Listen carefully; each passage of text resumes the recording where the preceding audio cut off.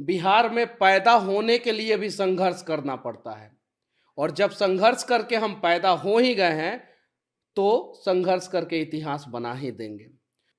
भारत के हर एक कोने में बिहारी मजदूर परेशान होते हैं।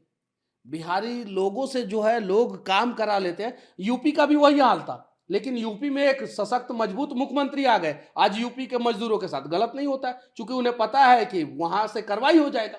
बिहार के मजदूरों को क्या किया जाता है, अगर उसकी बीवी प्रेग्नेंट है और वो कहता है कि मैं घर जाना चाहता हूं, उसकी सैलरी नहीं दी जाती है कि ये चला जाएगा तो फिर हमें मेहनती मजदूर नहीं मिलेगा। और ये बात पूछिए मजदूरों से, ये बात सत्य है कि नहीं। अगर 8 महीना बिहार का मजदूर काम करता है और घर आना चाहता है तो उसको 6 महीना का 5 महीना का सैलरी दिया जाता है, 2 महीना 3 महीना का सैलरी रोक लिया जाता है। वहां के लोकल मजदूर, हर एक राज्य के लोकल मजदूर 8 घंटा काम करते हैं और उससे कम पैसे में बिहारी मजदूर 12 घंटा काम करते हैं।